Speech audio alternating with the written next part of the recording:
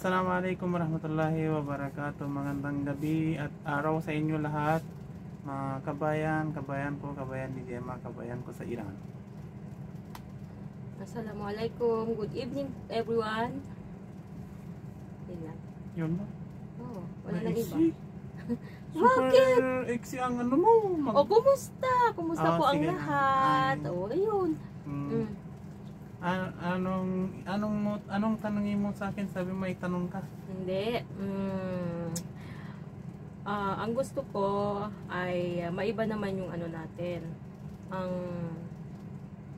topic natin. Itutuloy natin ulit yung about sa noon, the next day, or bukas. Ang ano naman ngayon ay ang mga tanong about sa hindi lang naman sa atin. Kahit sa pwede namang i-share sa ibang mag-asawa, mga ganon. Hindi lang naman 'yun para sa atin. Parang ano lang ba, para matuto sila na magaling mag-asawa, Hindi, tanong ano lang 'to. Tanong at question and answer lang naman 'to. Kung ano yung paniniwala natin. 'Di ba? Bilang mag-asawa. So kasi ang mag-asawa ay mahalaga ang communication, 'di ba? Ba? Oh. Tapos sabi dito kasi ang communication sa mag-asawa ay mahalagang component para maging matibay at matagal ang isang relasyon. So ito meron kaming tanong sa isang relasyon. Ano yun? Akong unang magtatanong? O, sige. Ano ang favorite mong memory kasama ako? Mahirap ang question mo. Kasi hindi ko masabi, hindi ko mabilang, hindi ko ma-memorize lahat kasi ang dami. So, ano yung pinaka-most? Lahat para sa akin. Yung pinaka-most nga. Pinaka-most? Ang pinaka-most, yung sinabi ko sa'yo, kung gusto mo magkasal sa akin, dapat mag-Muslim ka. Pinaka-importante yun sa akin, pinaka-mahalaga, at saka memory, Hindi, memory na magkasama tayo. O yun na, doon siya nagsimula, yun ang yun ang pinakamahal ko yun, isang memories natin yun. Tapos, hindi yun yung... isa lang na, mahalaga. Next. Next. Matatalo ka sa akin. Bakit ka na in love sa akin? Ay! Ito mahaba kasi ito. Hindi mo i-continue kasi yung story natin. Doon ang sagot niya, pero doon ang sagot niya sana, pero sabihin ko na yun. Shortcut lang. Sa dami kong kilala, sa dami kong nakita ng babae, sa dami ko sa mga exiters doon kasi siyempre doon ako nagtrabaho, doon sila nagpunta yung mga babae. Una hindi lahat pero 95% sila maghanap sila ng pera sa akin. Yun ang number one ayoko, kasi isang babae kung gusto pera lang sa'yo, ibig sabihin walang love, walang mahal, walang kwenta sa buhay. Pera lang ang alam niya. Pero yung nakita ko sa'yo, ikaw isa sa yung 5% na hindi mo mahanap ng pera sa akin. Iba ang hinahanap ko talaga. Kaya pinili kita. Yan. Okay. Ano ang first impression mo sa akin nung pagkakita mo sa akin? Masungit ka, pero sabi ng puso ko, ito talaga siya. Wag mo hayaan na wala ito sa'yo. Yun, kahit anong mangyari, kahit anong bagay, wag mo iiwan to. Ito lang talaga ang Yun destiny lang ba? mo. Yun lang ba? Oo, basta. Hindi ba kahit masungit, hindi man lang kahit masungit, hindi man lang. Hindi, masungit. Yung sinabi ko masungit, nung first una-una kasi kita tayo, yung doon sa sungit ang mukha mo, pero importante sa loob, hindi sa face. Yung sungit sa face, ano lang yan siya. Pero yung Panlabas. sa loob, yung sa loob kasi ang importante. Pag okay na sa loob, hayaan mo na Ano yung sa yung labas. nasa loob? Basta, ayun meron, Parang kaya 13 years tayo, di ba? cotton. Kaya 13 years tayo, di ba? Ah. Oh, yun. And still Oh. counting. Oh, sige, one more. Try 2 more para 5 na. Sa tingin mo, ano ang kinatatakutan mong mangyari sa relasyon natin? Wala akong takot dyan. Walang mangyari sa atin dalawa, inshallah. Bakit? God will. Dahil Mahal na mahal kita. Mahal na mahal din mo ako. Yan the palagi. most important thing is Allah is in our center. Yeah, inshallah. Yan ang Is in sinasabi our ko. center. Oo. God Okay. will. Oh, may nagsisigarit mo naman. Hmm. Kailan ka naiinis sa akin? Na yun. Kaya pinatay ko na yung ilaw baliktad. Dapat yung aircon. Kailan ka naiinis sa akin? Ito talaga, sa totoo, kahit sino couple, meron talaga may panahon na hindi Nagkakainisan tayo. Oo, meron yun. Kasi normal yun. Pag wala yun, ibig sabihin walang love. Walang ano ibig sabihin nun? Basta parang plastic lang yung love. Kasi pag diretso ang saya-saya, ibig sabihin hindi siya totoo na love yun.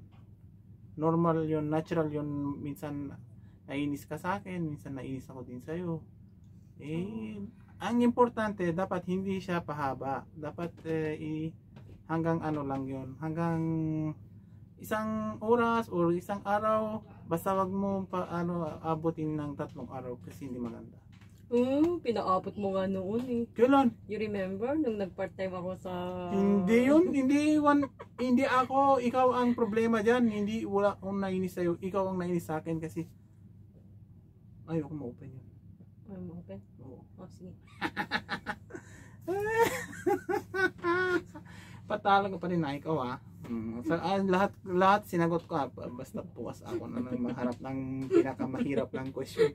Tingnan ko kung sagutin mo ako din or hindi. Ito, sa tingin mo, ano ang pinagkaiba natin sa ibang couple?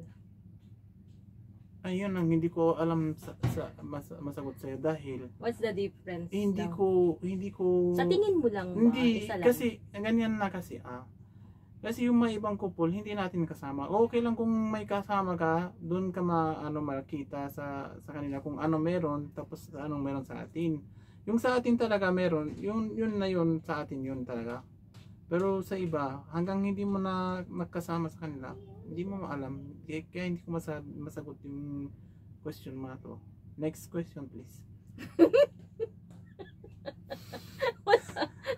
Kung naintindihan sa hindi kasi hindi mo naintindihan nila tanong mo sa kanila. Mag-comment kayo mag-comment kayo diyan kung naintindihan niyo yung sige, sagot mo. tama.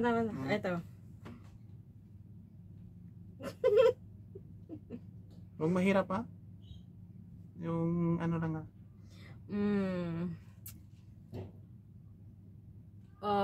bakit wala na yung question dito. Bakit hindi mo sinunod yung kagustuhan ng family mo na makapag-asawa ng Iranian? At bakit Pilipinong pinili mo? Ito ang bakit ko pinili ng Pilipino. Yung una nung nag-give birth yung mama ko, ang doktor Pilipina. Anong tawag doon? OB. Pilipina. Siguro doon nagsimula. Sabi ng doktora na yon, sana makasal to sa Pilipina. Kasi noon, panahon noon, meron kaming doktora na Pilipinas sa Iran. Saka doktor, marami sila. Kahit saan kalat sila sa buong Iran. Pati sa Kishim, meron sila. Meron sila doon. May clinic sila, may sila, nagtatrabaho sila sa hospital. Yung una-una yun. Tapos pangalawa, pag may gusto ako kahit sino sa mundo na to, hindi kaya magkaiba yung decision ko. Yung decision ko talaga, yun. Nag-away ako sa lolo ko dahil nagkasal ako sa iyo. Hindi siya nag-usap sa akin ilang taon. Ayaw niya pakita sa akin. Pero hindi ako bumalik kahit matanda siya. Nag-respect ko sila lahat. Pero sabi ko sa kanya, ako ang kasal diyan, hindi kayo. Asawa ko yun, hindi magiging asawa niyo. Kaya yung tatay sa nanay ko pag explain ko sa kanila, tinanggap nila agad. Yung problema ko lang yung lolo ko. Ayaw niya tanggapin kasi may iba-ibang balita dumating sa kanya. Huwag kayo mag-isip sa Pilipinas nang mayroong chismosa sa chismoso ha. Marami din sa Iran ang chismosa sa chismoso. Kahit saan meron 'yon, hindi nawawala 'yon sa mundo. Mas grabe pa, may dagdag sinungaling pa dun sa tungkol dito yung sa aming relation oo. So ito. Okay. Last question. Ang dami naman. Siyempre. Sige na, last ilang na. ano pa lang? Last na. Sige. Tingnan ko ha. Sinagot ko lahat ha, nakita nyo ha. Pag magko-comment kayo ha. Kasi para hindi siya masabi. Dalawa pala. Dalawa pala ang question. Na isa pa. Paano mo nasabing ako na ang dawan para sa'yo? Paano? Next question. Hindi. Paano? Paano mo nasabing ako na ang dawan para sa'yo? Yung ako na lang. Ako lang. Nandito ka diba? Ikaw lang sa akin. Wala na iba. Sure. Oo, kasi kung uuwi ako ng Pinas, hindi ka tapos kahit uwi ka sa Amerika, kahit uwi ka sa Australia, kahit uwi ka saan, isa din na, hindi ako isa. Dalawa pa rin ako. Hindi ako dalawa. I mean, may kasama pa rin ako, pero si Allah yun, hindi tao. Kahit saan ako pupunta, kahit saan. What I mean, wala. Ako na lang, hindi mo nawala ng number 2, number 3, number 1, number 1. Masakit sa ulo, isa akong pwede kalahati sana. Kinalahati kita. Kalahati lang kukunin ko. Joke lang. Isa. Ang sinasabi nilang ibang mga Pilipino na bakit yung mga Muslim 4 asawa? Hindi obligado na dapat mayroon kang 4 asawa. Ang tawag doon sa Quran, ang sabi ni Allah sa Islam, pag gusto mo mag-asawa, pwede ka mag-4 ng asawa. Pero paano? Dapat yung una-una mag-manage ka. Pag bibili ka ng isang bahay, gawin mo din bahay sa pangalawa. Pag okay na yung asawa mo yung isa, hindi mo kailangan magpangalawa. Pag gusto mong pangalawang asawa, magkasal ka sa mga matay ng asawa niya, saka may anak siya. Doon ka, hindi yung mag-asawa ka ng, ito yung asawa ko, tapos maghanap ako ng 18 years old para pangalawang asawa ko. Yun ang bawal sa Islam, hindi pwede yun. Dapat pag gusto mo magkasal, yun ang unahin mo. Yung may namatay ng asawa nila tapos marami silang anak. Doon.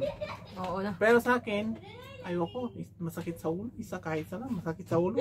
So meaning masakit ako sa ulo mo. Hindi, kaya lahat may asawa ng Pilipino palagi may Panadol sa bulsa. Kasi palagi masakit ang ulo. Where are you? Who's with you? What are you doing? Ito ang question. Asan ka? Sino kasama mo? Anong ginawa mo? Anong gagawin? Asan ka na yun? Kaya kailangan talaga palagi nandito yung Panadol. Pag hindi nyo alam Panadol, yung taga Pilipinas, hindi nag-abroad. Mepinamic na lang? Mepinamic, hindi. Doon sa Biogesic? Paracetamol? Paracetamol. Yung paracetamol dito sa abroad ay Panadol. Ang tawag dito sa UAE lang. Hindi ko alam sa ibang bansa. Last na. Bakit sa tingin mo importante ang bonding at communication natin sa isa't isa? Siyempre, ito ang ang tawag dito sa Tagalog, pwesto ng isang ng isang relasyon. Yun ang importante. Oo, yun ang pwesto ha, ano ba? Yung foundation ng love, yun ng isang couple. Okay. Oh. Nagets mo na ito yung last. Ano pa? So kaya wag ka masyadong mag-cellphone. Palagi mag-cellphone pero magla-like ako yung mga post mo, mag-share ako sa iba para mas maraming follower natin, para matagdag na sa mga follow mo para magiging 5K na tayo, hindi pa tayo 1K sa page mo. Sana mag-share kayo sa iba-iba yung mga friend nyo para makikita nila, para mag-view sila tulungan din. Tulungan nyo kami na i-share. Okay. Magiging masaya kayo sa dalawa na makulit na to, couple, Iranian-Filipino couple. Yeah. Mag-share kayo, like kayo, follow, tapos paki-subscribe din yung our channel sa YouTube, please. Maraming salamat sa inyo. Thank you. Good afternoon. Magandang gabi. Bye muna.